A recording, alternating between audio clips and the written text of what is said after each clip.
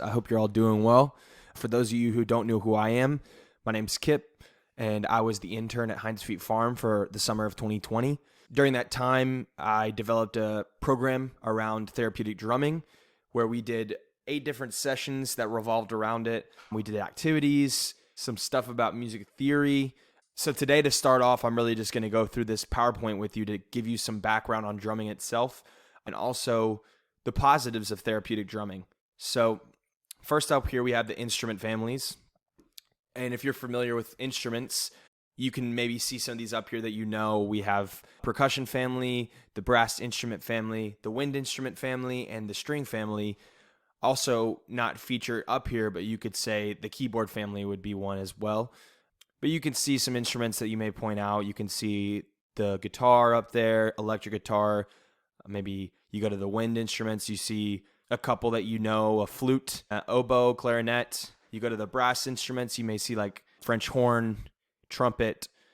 If you look at the percussion family, you see a lot of drum type instruments, a cowbell, timpani, xylophone. So percussion is really what we're going to be focusing on today because that's going to have to do the most with drums. So as you can see some different instruments on the screen, we have a snare drum, which is mainly what I'm going to be using today for most of the activities that we actually get into. But just a lot of those percussion instruments, and you might recognize some yourselves. So this video that I have, I'm not going to play it because of copyright on YouTube, but really just goes over a history of drumming and talks about how in the past, cavemen or people that were developing percussion instruments used rocks, used sticks, used different items around to just make drum beats and percussion loops that kept rhythm. And then over time, they stretched animal skins over different pieces of wood to develop these acoustic sounding instruments. As you can see, like a drum. Right here, I have a snare drum. So that's what that sound makes. On the top of the snare drum, it has plastic stretched over it. So where the plastic is where the animal skins originated from and them stretching them over that part. So let's go into like what therapeutic drumming actually is. So therapeutic drumming, in the sense of what we're doing, is playing specific drum patterns with others, usually in a circle. In this context, over this YouTube video, I'm going to be speaking to you, and obviously we're not in a circle, but you can just imagine that we do have a circle because we did a circle program at Heinz Feet Farm. But really, we do these patterns to achieve a specific purpose or a goal. And the goal is probably going to be different for each of us as we're all working on different things, whether that's physical, it's a cognitive goal, it's a emotional goal. It's really going to depend on the person and what we're working on personally. Also, drumming can be a really positive coping skill as well as playing other instruments. So what are some positive effects of therapeutic drumming? So number one, they've studied this, that it can boost the immune system. So therapeutic drumming actually can help protect us against different diseases or illnesses like COVID. It can increase our alpha brainwaves. So this is very interesting. Alpha brainwaves usually come out when we sleep, and alpha brainwaves are a kind of relaxing brainwave that we have, and they can actually shown to be activated while we're awake and drumming, which is very out of the ordinary and very good for you. It can help to relieve stress. So this drumming is a great way for us, like I said, to relax. Drumming has been shown to give chronic pain reduction to individuals who suffer maybe from a long-term issue with that. So that's really an incredible thing that you can see that it, can reduce pain. It can help us to process trauma. Each and every one of us have gone through different traumatic events within our lives and on varying levels. But the cool thing is that drumming actually can help us process through that, maybe without us even knowing that we're processing our trauma. So that's really the end of the background on therapeutic drumming. Next, we're going to get into a few activities and we're going to learn some things. So for our first activity, we're going to go into a little bit of music theory and learning types of notes. So as you can see here on the left, we have a quarter note. This is going to take place for one beat. That's one beat.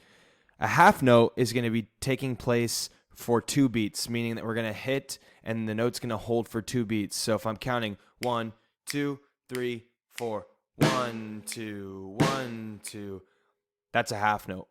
Now a whole note is going to be taking place over 4 beats. We're going to hit our drums and we're going to hold that for 4 beats. Here we go. 1, 2, 3, 4. 1, 2, 3, 4. 1, 2, 3, 4. The whole note is held for 4 beats.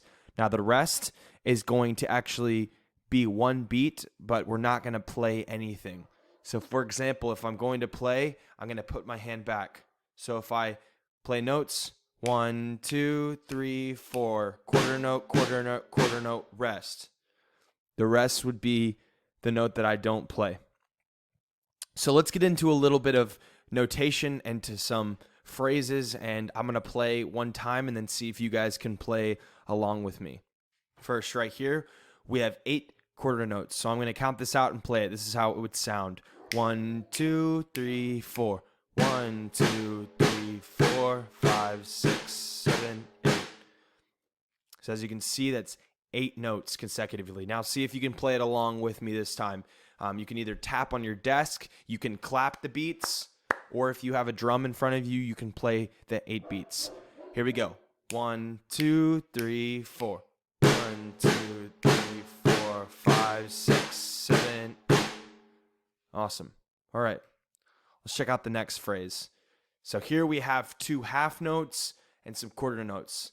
So let's see how this would play out. Here we go. 1, 2, 3, 4. 1, 2, 1, 2, 1, 2, 3, 4. Awesome. See if you can play it along with me. 1, 2, 3. Here we go.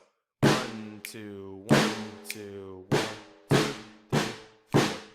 If you got that 100% right, good job. You're learning it. So this one we just have half notes. So I'll play it once and then you can play with me. 1, 2, 3. Here we go. 1, 2, 1, 2, 1, 2, 1, 2. So as you see, 4 half notes. Now play along with me. 1, 2, 3. Here we go. 1, 2, 1, 2, 1, 2, 1, 2. All right.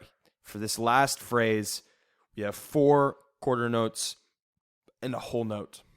So it's going to take place over 8 beats. I'll play it once, and then you can play along with me. Here we go. 1, 2, 3, 4. 1, 2, 3, 4. 1, 2, 3, 4. Now see if you can play it along with me. 1, 2, 3. Here we go. 1, 2, 3, 4. 1, 2, 3, 4. So hopefully, guys, that gives you a little bit of background into some music theory. So now you can say that you've learned a little bit about quarter notes, half notes, whole notes, and rests. Some helpful terms that you need to learn that we'll be using as we go farther into our drumming. First is let's go into the word tempo. The easiest way to remember this word is tempo has to do with time. So when we have a certain rhythm, it's how fast we are playing that certain rhythm. For example, this is me playing very slow. Here we go. And then I can speed it up. BPM, meaning beats per minute. So if you have more beats in a minute, so that means you're playing more beats in a minute. That means you're going to be playing faster. If you have less beats per minute or BPM, then that means that you're going to be playing slower.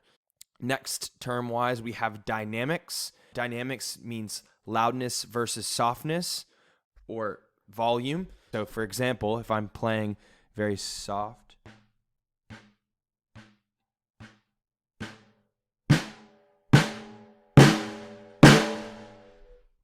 gets really, really loud.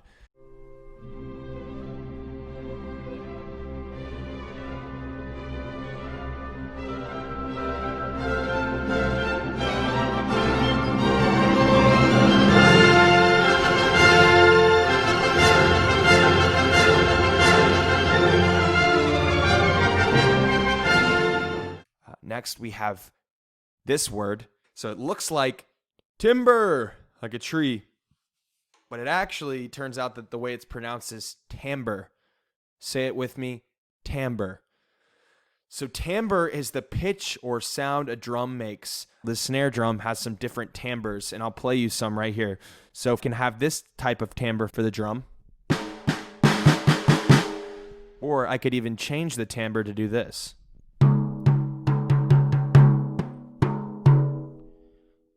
So as you can hear, those timbres are very different, or the pitch or sound that the drum is making. So those are just some important terms that we want to know as we're getting more into drumming. All right, guys, so for this next activity, this is going to be called Pass the Pattern. So I have a drum in front of me, but you could use your hands and clap along. You can beat the table with your hands. Really, this is open to however you want to keep your rhythm. I'm going to play a pattern to you, and I want you to play it back.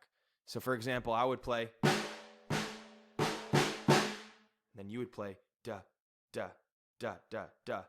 And then I will do another pattern, and then you're going to play that back as well. So here we go. This is how it's going to work. I'll play it, and you repeat it back. Here comes the first pattern. 1, 2, 3. Here we go.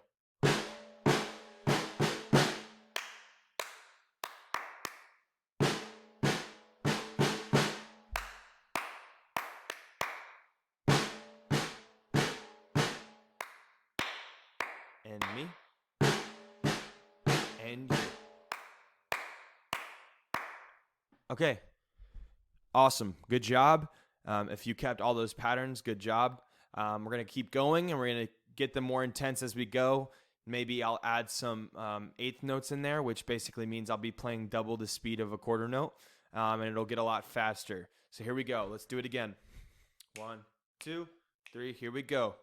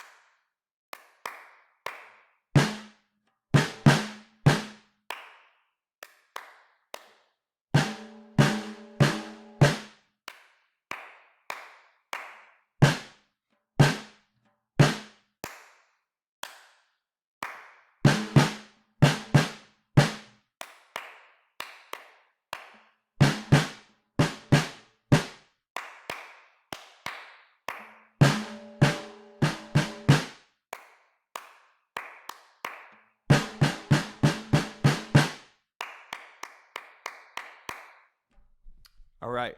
Good job, guys. That was a little more difficult. I know I got into some harder patterns. So this time I'm going to get really difficult. So see if you can follow along. And if you can, great job. If you can't yet, that's okay. We're learning. So here we go. Let's get some more difficult patterns.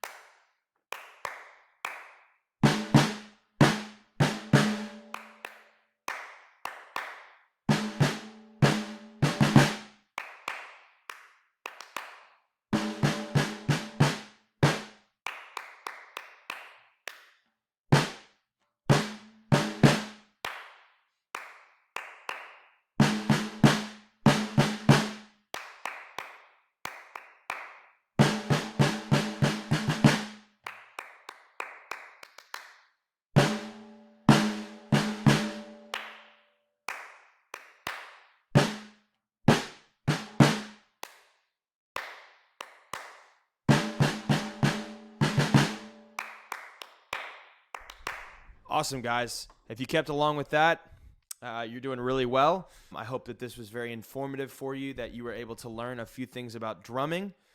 So keep practicing patterns, keep practicing rhythm. Stay safe out there, guys. See you later.